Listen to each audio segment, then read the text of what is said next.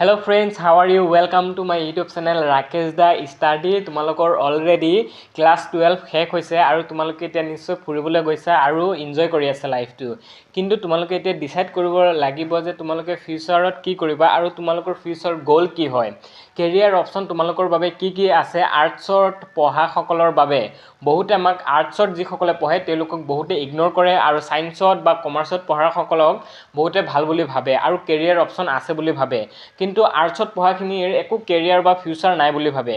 কিন্তু মই আজিৰ এই ভিডিঅ'টোত তোমালোকক কেইটামান ভাল মই কেৰিয়াৰ অপচন কম আৰু একেবাৰে ভালটো যিটো বহুত ইন্টাৰেষ্টিং তোমালোকৰ কেৰিয়াৰ অপচন সেইটো মই ভিডিঅ'টোৰ শেষত কৈ আছোঁ। গতিকে তোমালোকে ভিডিঅ'টো একেবাৰে শেষলৈকে চাবা আৰু যদি আমাৰ চেনেলটোত প্ৰথমবাৰৰ বাবে আহিছে তেন্তে প্লিজ ছাবস্ক্ৰাইব কৰি অল বেল আইকনটো প্ৰেছ কৰি ৰাখিবা। কাৰণ এইবাৰ যিসকলে 2027 বৰ্ষত HSLC এক্সাম দিব তোমালোকক মই প্ৰথমৰ পৰা গাইড কৰিম বুলি ভাবিছোঁ আৰু প্ৰথমৰ পৰা ভিডিঅ' দি যাম, লগতে তোমালোকক ক্লাছো কৰাই যাম। নোটছ আছিলে সেইবোৰো তোমালোকক দিম। কিবা ডাউট যদি থাকে তোমালোকে মোক কমেণ্ট কৰিব পাৰা, তোমালোকক মই ভিডিঅ' বনাই দিম। আৰু 2027 বৰ্ষৰ বাবে এবাৰ সাজু হৈ যোৱা। আৰু এতিয়া এই ভিডিঅ'টোত মই ক'ম যে যিসকলে আৰ্টছত এবাৰ 12 পাছ কৰিছা তোমালোকে এতিয়া কি কৰিবা বা ফিউচাৰ কেৰিয়াৰ কেনেকৈ চুজ কৰিবা। So' without any further delay let's get start today's video'. Friends, প্ৰথমতে ক'বলৈ বিচাৰিছোঁ যিসকলে 12 পাছ কৰিছে তোমাৰ আৰ্টছৰ পৰা মেক্সিমামে কি কৰে BA কৰে নহয় জানো, বেচেলৰ অফ আৰ্টছ। বহুত ষ্টুডেণ্টে 100%ৰ 80 বা 90% তোমালোকৰ BA কৰে। যেনেদৰে ময়ো BA কৰি আছোঁ। BAটো একেবাৰে কমন হয়, মানে চবে কৰে, কিন্তু ইয়াতে তোমালোকৰ বহুতে কয় বহুত বেয়া BAটো, কিন্তু বেয়া বুলি কথা নাই। তোমালোকে যদি ভালদৰে পঢ়িব পাৰা BAও তোমালোকে কৰিব পাৰা। ফাৰ্ষ্ট অপশ্যন হৈছে যে তোমালোকে BA কৰিব পাৰা। BA কৰি তোমালোকে ভাল এটা চাকৰি ল'ব পাৰিবা। যে তাৰপিছত MA কৰিব লাগিব, বহুতে MA কৰে বা টিচিং লাইনত যাব পাৰে। প্ৰথমটো হৈছে যে তোমালোকে BA কৰিব পাৰিবা ক্লাছ 12ত তোমালোকে যিসকলে এবাৰ পাছ কৰিছে আৰ্টছৰ পৰা, আৰু লগতে তোমালোকে BAটোও একেবাৰে হৈ যাব তোমালোকৰ। এতিয়া BAটো হৈছেগৈ 4 বছৰীয়া। তোমালোকে যদি বেচেলৰ অফ আৰ্টছ কৰিব বিচাৰা তেন্তে তোমালোকে এতিয়াৰ পৰা 4 বছৰ পঢ়িব লাগিব। আৰু তোমালোকৰ ছেকেণ্ড অপশ্যনটো হৈছে যে LLB। তোমালোকে ল' পঢ়িব পাৰা। LLB তোমালোকৰ যদি পঢ়া তেন্তে তোমালোকে জাজ হ'ব পাৰিবা বা লয়াৰ হ'ব পাৰিবা, এডভকেট হ'ব পাৰিবা। খুব ধুনীয়া অপশ্যন আছে, তোমালোকে LLB কৰিব পাৰা। ক্লাছ 12ৰ পিছতো তোমালোকে LLB কৰিব পাৰা, বা ময়ো যদি বিচাৰোঁ এতিয়া BA পঢ়ি কেনে ময়ো LLB কৰিব পাৰিম। যিসকলৰ ইণ্টাৰেষ্ট আছে LLB কৰাত বা তোমালোকৰ উকিল হোৱাৰ সপোন আছে তোমালোকে LLB চুজ কৰিব পাৰে বা তোমালোকে সেইটো কেৰিয়াৰ হিচাপে ল'ব পাৰে। আৰু 3 নম্বৰতে মই ক'ম টিচিং লাইনটো এটা তোমালোকক কেৰিয়াৰ হিচাপে ল'ব পাৰা। ছায়েন্সত পঢ়া বা আৰ্টছত পঢ়া কোনো কথা নাই, চবেই টিচাৰ হ'ব পাৰে নহয় জানো। গতিকে টিচাৰ যদি হ'ব বিচাৰা তোমালোকে আৰ্টছত পঢ়ি কেনে তোমালোকে যিকোনো এটা ছাবজেক্টত মেজৰ লৈ পঢ়িবা। BA যিহেতু কৰিবা, BA কৰোঁতে পলিটিকেল ছায়েন্স হওক, জিঅ'গ্ৰাফী, ইংলিছ বা হিন্দী যিকোনো ছাবজেক্টত তোমালোকে BAটো ভালদৰে কৰিবা। তাৰপিছত তোমালোকে মাষ্টাৰ ডিগ্ৰী কৰিব পাৰা যিসকলে প্ৰফেচৰ হ'ব বিচাৰা কলেজৰ প্ৰফেচৰ যিসকলে হ'ব বিচাৰা তোমালোকে মাষ্টাৰ ডিগ্ৰী কৰি নেট কোৱালিফিকেশ্যন কৰিব লাগিব। তাৰপিছত তোমালোকে গৈ ধুনীয়াকৈ প্ৰফেচৰ হ'ব পাৰিবা আৰু ভাল এটা চেলাৰী পাবা। প্ৰফেচৰ চাকৰিত ধুনীয়াকৈ বহুত ভাল চেলাৰী পায়। আৰু তোমালোকে BA কৰি তোমালোকে LP বা ME স্কুলৰ তোমালোকে হ'ব পাৰা, টিচাৰ হ'ব পাৰা। ME স্কুলৰ তোমালোকে টিচাৰ হ'ব পাৰিবা BAটো কৰি কেনে।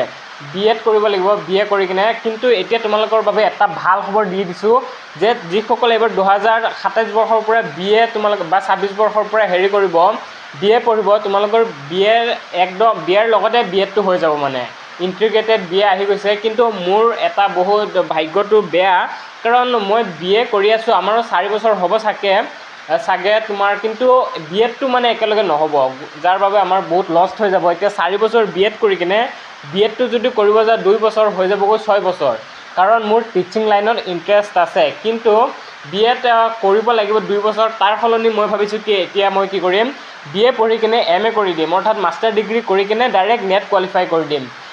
মানে এতিয়া পঢ়ি আছোঁ ভালদৰে, মানে পঢ়িম আৰু লগতে নেট এক্সামৰ বাবে কিতাপবোৰ কিনিব লাগিব আৰু নেট কোৱালিফাই কৰি কিনে প্ৰফেচৰ হোৱাৰ সপোন মোৰো আছে। তোমালোকৰ কাৰ প্ৰফেচৰ বা টিচাৰ হোৱাৰ সপোন আছে বা ইণ্টাৰেষ্ট আছে তোমালোকে কমেণ্ট কৰি জনাবা। মোৰো টিচাৰ হোৱাৰ সপোন আছে, কাৰণ ডিফেন্সত মই যাব নোৱাৰোঁ। নিজৰ ফিজিকেলটো চাই কিনে আমি ডিফেন্সত যাব লাগিব।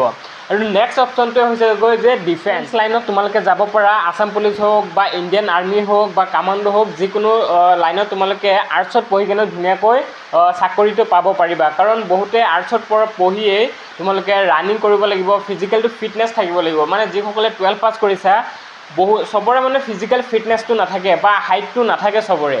যেনেদৰে মোৰ হাইটটো নহয়গৈ, মানে 5 ফুট হয় কিন্তু অলপ বেছি হ'লে ভাল আছিলে। আৰু লং জাম্প যিসকলে মাৰিব পাৰে বা হাই জাম্প মাৰিব পাৰে, ভাল ৰানিং কৰিব পাৰে, তেওঁলোকে ডিফেন্স লাইনত যাব। আৰু যিসকলৰ ইণ্টাৰেষ্ট আছে দেই, ইণ্টাৰেষ্ট নোহোৱাকৈ কোনো কাম কৰি লাভ নাই। গতিকে যিটো লাইনত তোমালোকৰ ইণ্টাৰেষ্ট আছে সেইটোৱে তোমালোকে কৰিব পাৰা। আৰু তোমালোকৰ ডিফেন্স লাইনত বহুতে যাব পাৰে, বহুতৰ ইণ্টাৰেষ্ট থাকে। গতিকে আছাম পুলিচ, ফৰেষ্ট গাৰ্ড হওক, এনেধৰণৰ বিভিন্ন এপ্লাইবোৰ ওলাই থাকে। তোমালোকে কিন্তু ৰখি থাকিব নালাগে। 12 পাছ কৰাৰ পিছতে তোমালোকে এপ্লাই কৰিব পাৰা আৰু ধুনীয়াকৈ চাকৰি এটা ল'ব পাৰা। বহুতে পাই আছে। আৰু SSC GD আছে তোমালোকৰ বাবে। তোমালোকে SSC GD ক্লিয়াৰ কৰি কিনে ডিফেন্স লাইনত তোমালোকে চাকৰি কৰিব পাৰিবা বা ইণ্ডিয়ান আৰ্মিও হ'ব পাৰিবা। তাৰ বাবে তোমালোকে কেৱল ৰানিং কৰিব লাগিব আৰু এপ্লাইবোৰ আহে, তোমালোকে এপ্লাই কৰিব লাগিব আৰু প্ৰিপেৰেশ্যন এতিয়াৰ পৰা ষ্টাৰ্ট কৰিব লাগিব। তেতিয়াহে ভালদৰে তোমালোকে এক্সামটো ক্লিয়াৰ কৰি কিনে চাকৰিটো ল'ব পাৰিবা। আৰু তাৰ পিছৰ অপশ্যনটো তোমালোকক কৈছোঁ UPSC বা APSC। এইবাৰ 2026 বৰ্ষত তোমালোকে APSC বা UPSCৰ বাবে প্ৰিপেৰেশ্যন কৰিব পাৰা এতিয়াৰ পৰাই। তোমালোকে BA যিসকলে কৰিছা তোমালোকৰ বাবে মই গাইড কৰিছোঁ যে যিসকলে BA কৰি আছা তোমালোকে BA পঢ়াৰ লগতে APSC বা UPSCৰ জাৰ্ণিটো বা প্ৰিপেৰেশ্যন জাৰ্ণি ষ্টাৰ্ট কৰি দিবা। টাইম ৱেষ্ট একদম কৰিব নালাগে। এইকেইদিন তোমালোকে ঘূৰা ফুৰা কৰি লোৱা, ৰিজাল্টৰ আগলৈকে বাৰু কেইদিনমান ৰেষ্ট লৈ লোৱা। কিন্তু তাৰ পিছৰ পৰা তোমালোকে BA যিসকলে কৰিবা, বহুতেতো BA কৰিব মই জানোৱে, যিসকলে BA কৰিবা তোমালোকে কমেণ্ট কৰি জনাবা। কাৰণ তোমালোকে BA কৰোঁতে আমি বহুতখিনি টাইম পাওঁ, কাৰণ মই BA কৰি আছোঁ আৰু গম পাওঁ। গতিকে BA পঢ়োঁতে তোমালোকে যিখিনি টাইম পাবা সেইখিনি টাইম তোমালোকে ৱেষ্ট কৰি নিদিবা। সেই পঢ়াৰ লগতে তোমালোকে প্ৰিপেৰেশ্যন কৰি যাবা। মেথছ, ৰিজনিং, GK সেইবোৰ পঢ়ি যাবা। আৰু তোমালোকে যিকোনো তোমালোকৰ ধৰি লোৱা APSC তোমালোকে ক্লিয়াৰ কৰি কিনে যাতে BA পাছ কৰিয়ে তোমালোকে যাতে APSC দি ভাল ৰিজাল্ট কৰিব পাৰা বা ভাল এটা ৰেংক পাব পাৰা বা UPSC দিও তোমালোকে এটা ভাল চাকৰি ল'ব পাৰিবা, চিভিল ছাৰ্ভিচত যাব পাৰিবা। এইটোৱে তোমালোকক কৈছোঁ। যিসকলে BA কৰিছা তোমালোকৰ বাবে চিভিল ছাৰ্ভিচটো বহুত এটা ভাল অপশ্যন হয়।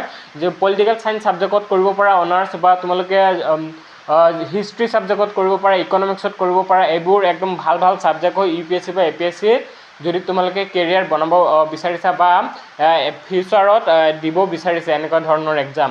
মোৰো প্লেনিং আছে। UPSC নাই, কাৰণ ইংলিছটো ইমানো ষ্ট্ৰং নহয়, ইংলিছ মিডিয়ামৰ পৰা যিহেতু নহয়, আছামিছ মিডিয়ামৰ পৰা। গতিকে মই ভাবিছোঁ আছামিছত লিখিও বহুতে পাছ কৰিছে, মই ভাবিছোঁ APSC দিম আছামিছত। সেয়েহে প্ৰিপেৰেশ্যন কৰি আছোঁ লগতে BA পঢ়াৰ লগতে।